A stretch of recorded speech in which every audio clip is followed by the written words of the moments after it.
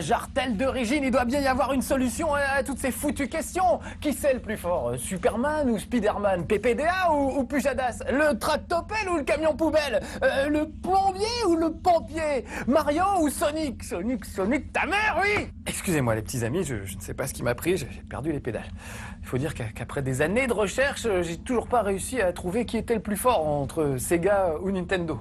Et vous allez me dire, aujourd'hui c'est encore pire alors, avec Sony, Microsoft, Nintendo, les consoles portables, les consoles de salon. Eh ben, vous vous trompez, les temps ont changé.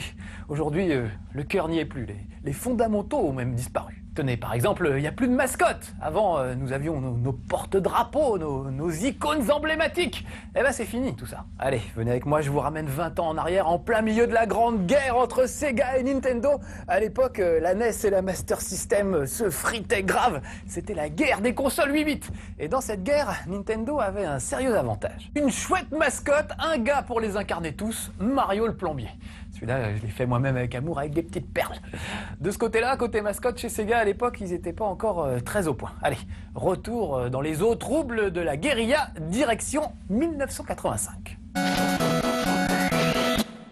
Nous sommes au sortir de la crise connue par les jeux vidéo. La NES écrase tout sur son passage.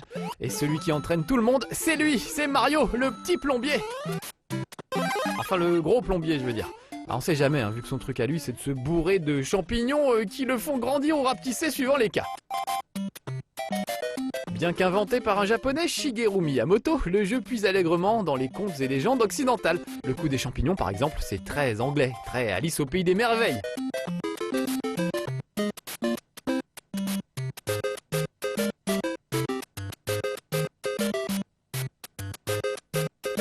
Notre héros, d'abord charpentier, fut connu sous le nom de Jumpman en 1981 sur arcade dans le jeu Donkey Kong, puis toujours sur arcade mais en 1983, il devint plombier car les ennemis déboulaient sans prévenir de tuyaux.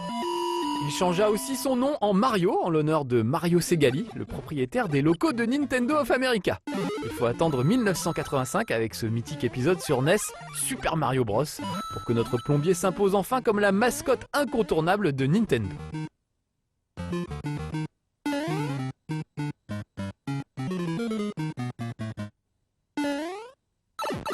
Le titre regorge d'idées novatrices qui brisent les codes établis alors et qui entraînent les joueurs dans un univers bien plus riche qu'avant.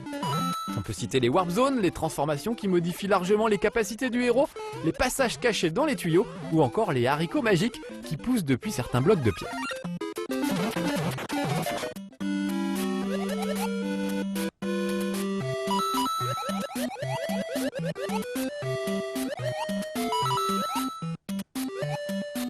Pour sauver la belle princesse kidnappée, Mario doit traverser des mondes bien différents et très typés qui influencent le gameplay tout en augmentant petit à petit la difficulté. Pour la première fois, les joueurs découvrent véritablement l'impression d'immersion dans un univers, la sensation de vivre une vraie aventure, et c'est le carton.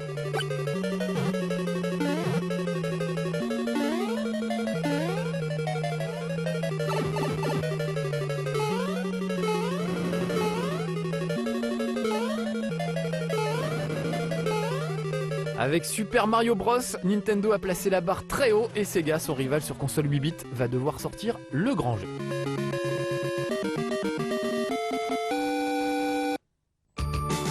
Sortir le grand jeu, c'est bien beau, mais c'est pas si évident. Dans un premier temps, Sega donne naissance en novembre 86 au Japon à un petit garçon qui pourrait tout à fait être le fruit d'un amour interdit entre Donkey Kong et Mario. Il s'agit d'Alex Kidd, un petit homme singe à la combinaison rouge. Bon, comme ça, je sais, c'est pas franchement évident, mais qui sait, peut-être qu'en grandissant, il se laissera pousser la moustache et portera une casquette, nous obligeant à reconnaître sa véritable paternité.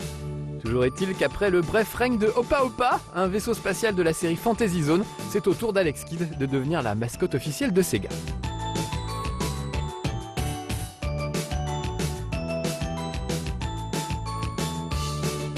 Un titre qu'il perdra en 1991 au profit de Sonic, mais nous en reparlerons.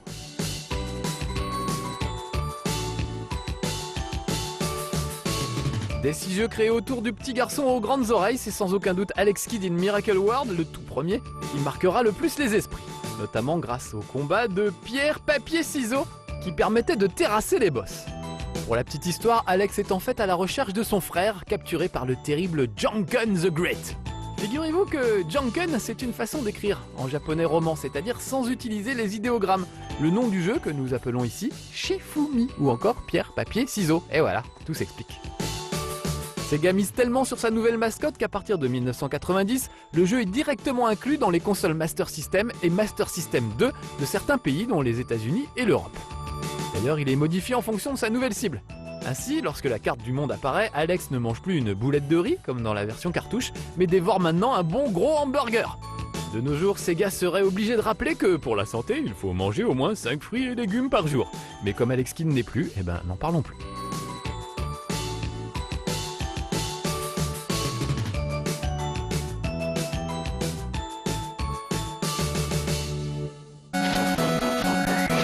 Ah là là, pauvre Alex Kidd, ce sont pas ses oreilles qui auraient dû être aussi larges, mais ses épaules pour pouvoir faire face à notre bon vieux plombier. Alors chez Sega, évidemment, on se creuse un peu la tête et on finit par trouver la parade sous la forme d'une console nouvelle génération, la Mega Drive. L'offensive 16 bits est lancée et croyez-moi, techniquement, la console Mega Drive explose littéralement la NES. Et pourtant, à sa sortie en 1988, la NES est tellement populaire qu'on parle à peine au Japon de la Mega Drive. Tant pis pour le Japon, Sega met le paquet sur les États-Unis et l'Europe. Nous, on aura ce petit bijou en 1999, accompagné d'une flopée de pubs bien rentre-dedans, qui s'inspire de Star Wars, de Brésil, le film de Terry Gilliam, et un peu sans doute aussi de films sadomaso, avec Maître Sega. Celui-ci possède un très bel organe qui n'est pas sans rappeler celui du Seigneur Vador. Je parle de la voix, bien sûr, puisque physiquement, on ne sait même pas à quoi il ressemble, le Maître Sega. En tout cas, il n'arrêtait pas d'essayer de nous provoquer avec ce slogan, aujourd'hui devenu mythique. Sega, c'est plus fort que toi. Allez, Seigneur Vador, vous pouvez bien nous le dire aujourd'hui, Maître Sega, c'était un enfant illégitime à vous, non? Hein? Allez, avec la... Ah, d'accord. J'ai rien dit. Non, évidemment, Maître Sega n'a rien à voir avec le Seigneur Vador. Son Altesse Sérénissime n'est pas du genre à répandre sa précieuse semence n'importe où, comme certains princes que nous connaissons actuellement. Le ton est donc donné, le jeu vidéo devient plus adulte, plus à la mode, et n'est plus seulement destiné aux morveux qui coulent du nez. De son côté, Nintendo prépare sa riposte avec la Super NES, sa première console 16 bits. La lutte va être terrible. Et c'est là que Sega réussit un coup de maître, il invente Sonic, le hérisson le plus rapide de l'histoire du jeu vidéo. Sega tient enfin la mascotte qui lui manquait, le fer de lance capable d'aller botter le train du vieux plombier moustachu. Allez, retour en 1991 pour se remémorer l'arrivée de Sa Majesté le hérisson bleu. Le truc, c'est que Sega cherchait un personnage plus charismatique et fédérateur qu'Alex Kidd pour un jeu qui pourrait s'écouler à plus d'1 million d'exemplaires. Du cerveau des différents et courageux salariés du département recherche et développement sortirent un tatou appelé Tatou le Tout-Puissant. Il sera finalement utilisé 3 ans plus tard dans une version arcade de Sonic. Ils avaient aussi pensé à un chien. Celui-ci n'intéresse à personne et aujourd'hui il doit hurler à la mort dans une SPMA, une société protectrice des mascottes abandonnées. Ils avaient aussi pensé à une caricature de Theodore Roosevelt représentant le 26e président des États-Unis en pyjama qui servit finalement de base pour créer le méchant Dr Robotnik. Sonic a failli aussi être un lapin dont les grandes oreilles auraient pu s'allonger pour collecter toutes sortes d'objets. Un personnage qu'on retrouvera sous forme d'étoile dans un jeu nommé Ristar. Finalement, c'est donc un hérisson au piquant acéré qui sera retenu sous le nom de Monsieur Middlenous, rebaptisé bien vite en Sonic. Ça, c'était du combat de chef, d'un côté les pros Sega, de l'autre les pros Nintendo. Aujourd'hui, pour trouver pareille rivalité idiote, il faut aller voir un match PSG-OM. Mais en tout cas, dans le jeu vidéo, l'esprit Sega, c'est plus fort que toi, c'est terminé, mort et enterré tout ça. Et c'est pas forcément un mal. N'empêche que pour un vieux comme moi, voir Mario et Sonic courir côte à côte sur une piste d'athlétisme dans Mario et Sonic aux Jeux Olympiques, ça fait tout drôle. C'est un peu un mariage impossible, une union contre nature. Enfin, je crois qu'aujourd'hui, ça porte un nom... l'ouverture, tout simplement. Allez, petits amis du 21e siècle, à bientôt pour de nouvelles aventures.